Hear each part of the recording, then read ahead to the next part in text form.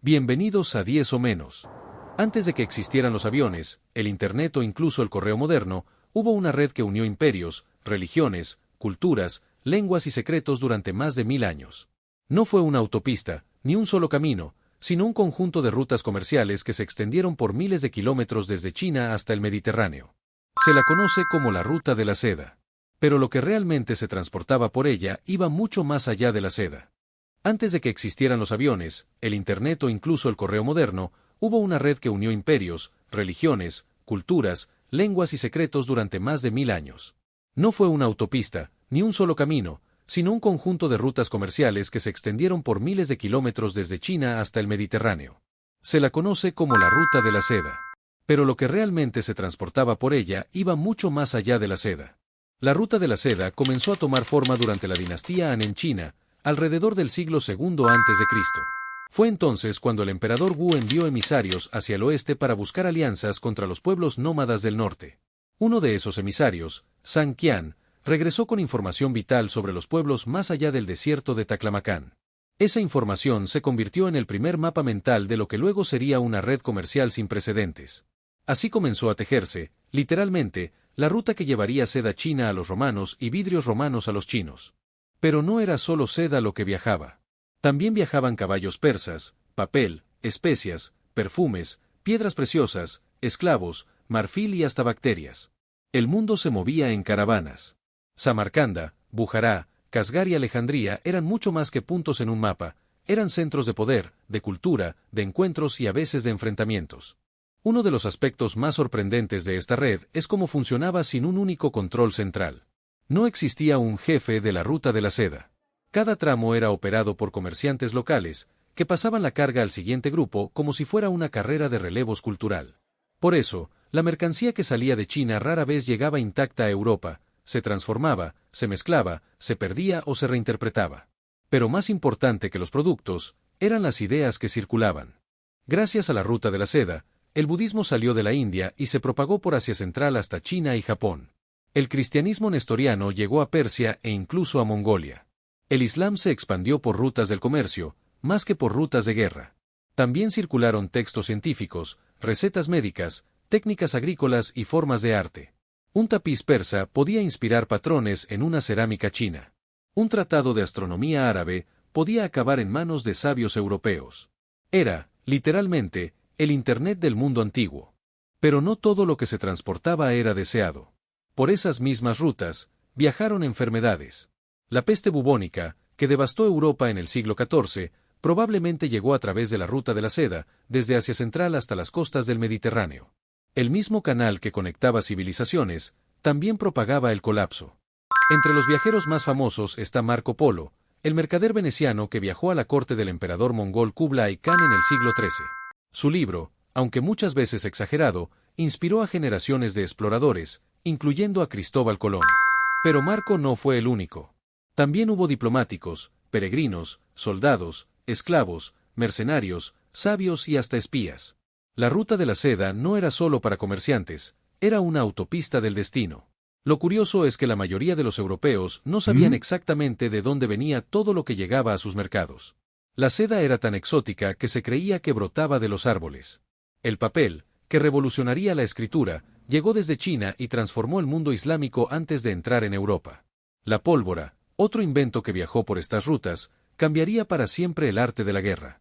La Ruta de la Seda también tenía un tramo marítimo. Desde los puertos chinos de Guangzhou y Quanzhou, las mercancías viajaban por el sudeste asiático, India, Arabia y el este de África. De hecho, este mar de la seda fue tan importante como el terrestre, y permitió a imperios como el de Malaca, Omán o incluso Zanzíbar convertirse en potencias regionales. Con el tiempo, el auge de rutas marítimas más rápidas, especialmente tras los descubrimientos portugueses en el siglo XV, y el colapso de algunos imperios clave como el mongol o el bizantino, llevaron al declive de la Ruta de la Seda. Además, el auge del Imperio Otomano cerró muchas rutas terrestres a Europa. La Edad Moderna tomó otros caminos. Sin embargo, el legado de la Ruta de la Seda persiste. Hoy en día, China ha impulsado un proyecto monumental llamado la Nueva Ruta de la Seda, o la Iniciativa de la Franja y la Ruta. Su objetivo es crear una red moderna de comercio e infraestructura terrestre y marítima que conecte Asia, África y Europa. De alguna manera, la vieja ruta revive, esta vez con trenes bala, puertos artificiales y acuerdos diplomáticos. Pero ojo, esta nueva versión no está exenta de polémica. La iniciativa de la Franja y la Ruta, liderada por China, ha sido vista por algunos como una oportunidad histórica para conectar mercados emergentes y reducir la pobreza en regiones olvidadas del planeta. Sin embargo, otros la interpretan como una forma de expansión geopolítica encubierta, una estrategia para ganar influencia a través de infraestructura, puertos, ferrocarriles y préstamos masivos que endeudan a los países involucrados. ¿Es una ruta para la cooperación global o una trampa diplomática disfrazada de desarrollo? Curiosamente, el término ruta de la seda fue acuñado recién en el siglo XIX por el geógrafo alemán Ferdinand von Richthofen. Antes de eso, nadie llamaba así a esta red de caminos. Fue una invención romántica para describir algo que en realidad era mucho más desordenado, fragmentado y caótico. Y sin embargo, esa imagen ha perdurado. Porque hay algo profundamente humano en la idea de una carretera infinita que une extremos del mundo con un hilo invisible de comercio y cultura. Si observamos un mapa moderno, muchos de los países que atravesaba la ruta de la seda, Afganistán, Irán, Siria, Irak, Pakistán, China, Turquía, siguen siendo clave para el equilibrio del poder global.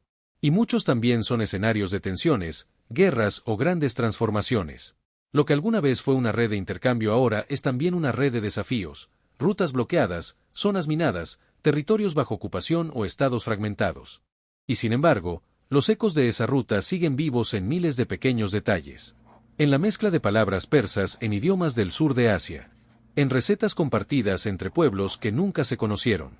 En instrumentos musicales que cruzaron montañas y desiertos. En tradiciones textiles, mitos e incluso tatuajes. Porque más allá de los imperios y los ejércitos, lo que realmente viajó por la ruta de la seda fue el alma humana. Hay quienes sostienen que la ruta de la seda fue el primer gran experimento globalizador. Antes de Google, antes de Amazon, antes de los tratados de libre comercio, ya existía esta red informal de pueblos que, por necesidad o ambición, tejieron vínculos más allá de sus fronteras. Y aunque muchas veces el intercambio fue desigual, imperios que se enriquecieron a costa de otros, esclavitud incluida, el resultado fue un mapa más complejo, más híbrido, más profundamente humano. También podemos pensar en el valor simbólico del camino. Todas las grandes culturas tienen una mitología del viaje. Ulises regresando a Ítaca, los monjes budistas peregrinando, los comerciantes musulmanes llevando el Corán a través del Sáhara, los sabios de Alejandría buscando manuscritos en la India. La ruta de la seda fue el escenario de todos estos relatos y más. Fue donde lo sagrado y lo comercial se cruzaron, donde lo exótico se volvió cotidiano, donde el otro dejó de ser enemigo para volverse cliente, huésped o maestro. Incluso en el arte, la ruta de la seda dejó huellas impresionantes. La influencia grecorromana llegó hasta las esculturas de Buda en la región de Gadara, en lo que hoy es Pakistán. Los tejidos chinos aparecieron en tumbas nobles de Escandinavia. Y algunos instrumentos musicales de Asia Central llegaron a Europa y se transformaron en los que hoy usamos en orquestas clásicas. Todo eso gracias al poder silencioso del intercambio. Y es que aunque el nombre nos haga pensar solo en seda, lo que realmente tejió esta red fue otra cosa, fue la necesidad humana de entender, de compartir, de sobrevivir y de imaginar. Lo que nos dejó no fue solo riqueza o conocimiento, sino una lección eterna, que el mundo está conectado por hilos invisibles que, aunque frágiles, nos mantienen unidos. Hoy, cuando el mundo vuelve a hablar de fronteras, muros y divisiones, recordar la historia de la ruta de la seda es casi un acto de resistencia. Es un recordatorio de que siempre ha habido caminos, que siempre ha habido viajeros, y que por cada barrera que se levanta, alguien, en algún rincón del planeta, sigue soñando con tender un puente. ¿Conocías esta historia? ¿Qué crees que fue más importante, las mercancías o las ideas? Déjanos tu opinión en los comentarios. Te dejamos con nuestro último video ¿Por qué el cristianismo no conquistó Asia? Y la playlist Temas fascinantes para mentes curiosas. ¡Hasta la próxima!